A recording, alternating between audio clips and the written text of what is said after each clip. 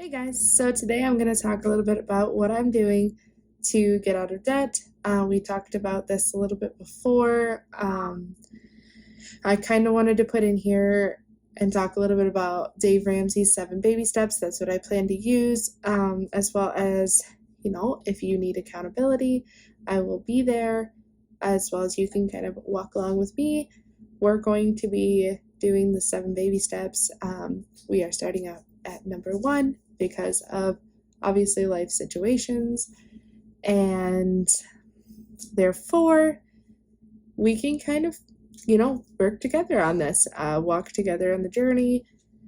So if that sounds like something you're interested in, go ahead and hit that subscribe button and follow along, and let's go ahead and talk about Dave Ramsey's 7 baby steps in a little bit more depth, as well as I'll explain a little bit about what I'm going to be using. If you watched my channel before, you already know what I've been doing, but because we had to start what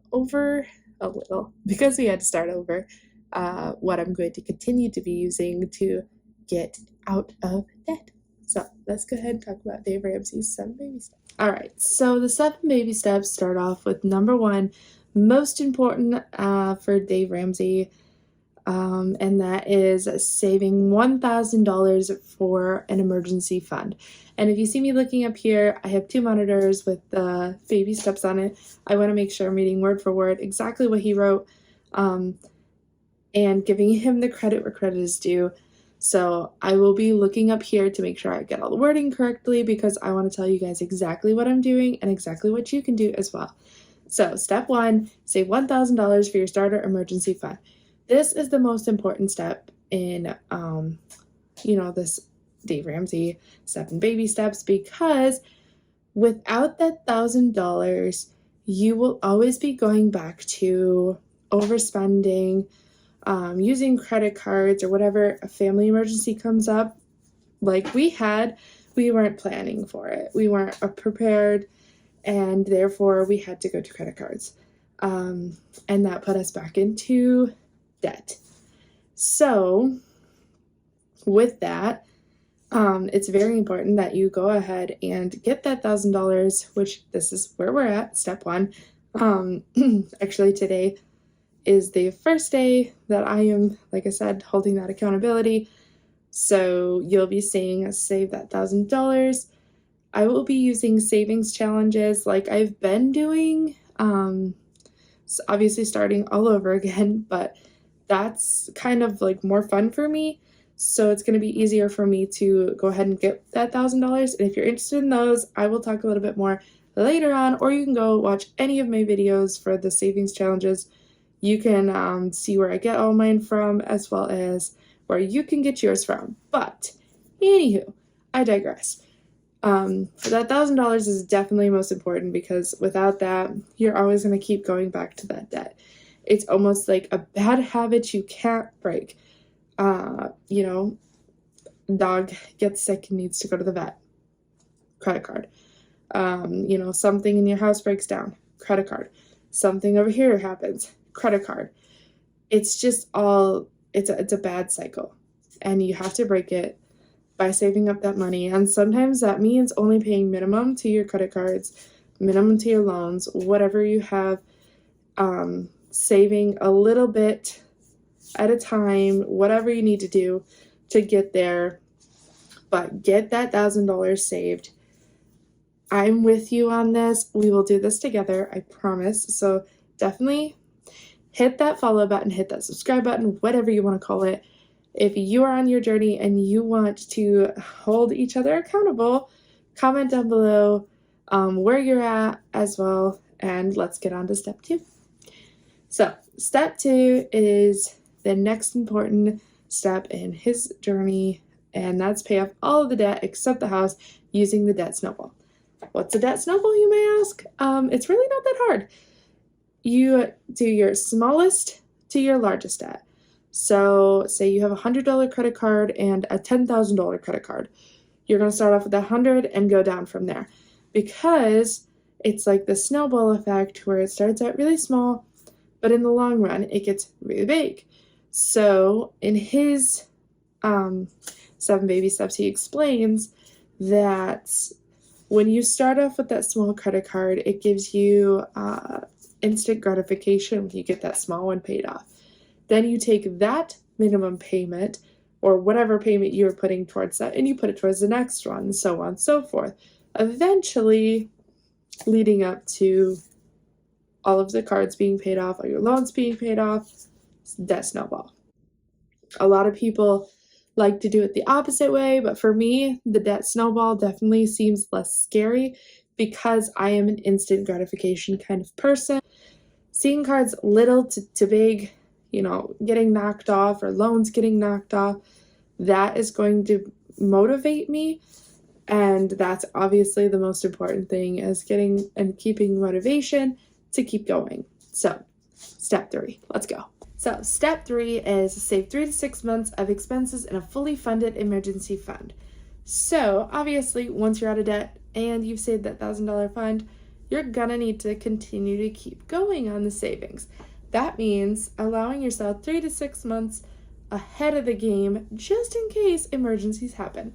So, say you are out of work, 3 to 6 months in your pocket, that allows you the 3 to 6 months that you don't have to stress about bills, any medical emergencies, anything like that. And that's what he says is most important, because again, keeping you from going back into that debt, back into whatever bad financial situation you are going to be in if you don't have that. So 3 to 6 months of expenses in a fully loaded emergency fund. Okay, step 4. Step 4 is invest 15% of your household income into retirement. Obviously, as somebody who was a stay-at-home mom for 7 years, I have nothing in retirement. I currently have a part-time job, but I am still very much of a stay-at-home mom. Other than that part-time job, I guess you'd consider me not a full-time stay-at-home mom, but I do a lot with my kids. So either way, I don't have a retirement. So this is one step that I have not even thought about, but assuming that I will want to retire one day, regardless if it's retiring from being a stay-at-home mom or retiring from a job, investing 15% of your income, no matter what it is, into a retirement should be very important, because you want to retire one day. Or maybe you don't, but it's always good to have that retirement in your back pocket just in case. Step 5, save for your children's college fund. So if you don't have children or you don't want children in the future, you can bypass this step. But if you do, this could be very helpful, because this allows your kids to start off their life without that nagging debt, or at least allow them an ability to start their life debt-free and then continue on however they want to do it. So teaching them the good habits from the beginning. And this is totally up to you. He even says that it's totally up to you if you want to help or not. I personally would love to help my 3 kids, or if I have any more in the future, I want to be able to help my kids off with their college if they choose to go to college. I personally think that I will sort of sway my kids a little bit more towards the trade school, but it's ultimately their choice. If they want to go to college, 4-year degree or more, or whatever, that's up to them. But I would love to be able to supply them with some money to help them start off their life so they're not in debt, or they can, kind of save up money, all of that. So this is your choice, but that's step number 5. Now let's get into step number 6. So step number 6 is pay off your home early. This is for people who are, who have mortgage or anything of the sort. Paying off that home early, pretty much in his mind, says, hey, I'm completely debt-free now. Obviously, it's number 6 because it's not the most important thing, because he classifies a mortgage as a good debt, where obviously you need a house. You need that. You don't... you need to live somewhere, whether it be rental or mortgage, you need to live somewhere. So paying off your home early if you have a mortgage is pretty important, because that allows you that freedom to continue your life without debt. So let's go on to number 7 and the last baby step on the list. So number 7 is build wealth and give. This is after you've done every single other step there is, and you are now in the financial position to build your wealth, start making yourself wealthy with whatever financial decisions you make from here on out, and give. So that means, whatever you want to give. Me personally, I go to church. I am a God-fearing Christian. I would want to give to my church or give to some charities or whatever. So that would be what I would do, or what my plan is when I do get to that point where I'm building wealth and giving. Obviously, it's going to be a while, but when I get to that point, that'll be what I'm doing. So that is the 7 baby steps. Obviously, like I said, I'm on number 1, and I'm proud to be there, because if I was not to have taken control and said, I am going to do this, I would still be stuck in that never-ending debt hole. So, accountability partner, hi, how you doing? So, in order to make saving more fun, I have started savings challenges. And like I said, if you've been on my videos for a while, you would see that I've been doing them. I actually almost had $1,000 saved up that I had to use. But it's very easy and very possible to save money. Even if it's $1 a day or $1 every week, you're still saving money, because $1 is more than it was before. So there's lots of different ways you can make money to put towards savings.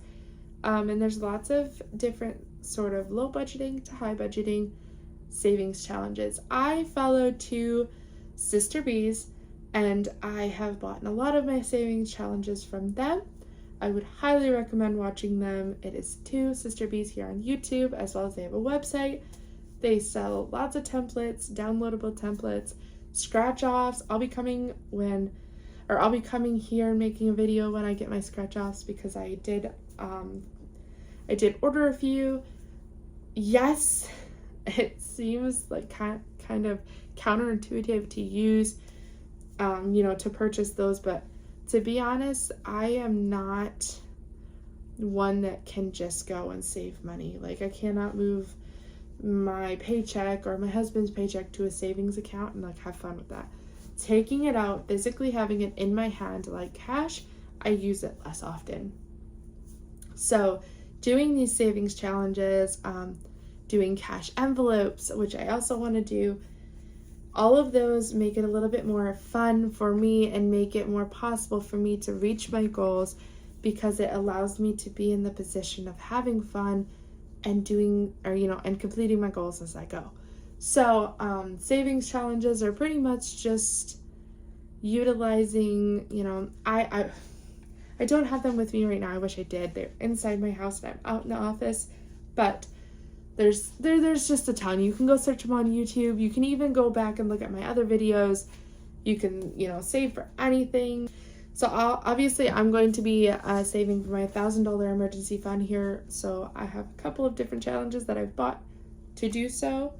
And you can just, cross them off as you go and put them towards that $1,000 until you're done, and then continue on. I will be going to go ahead and continue on once I get that $1,000 done to pay off debt.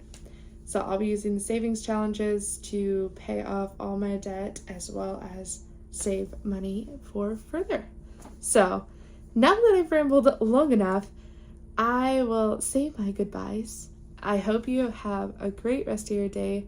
And like I said, hit that subscribe button or the follow button, whatever you want to call it, if you are on your journey and if you want to, keep ourselves accountable to get out of this rat race we have put ourselves into.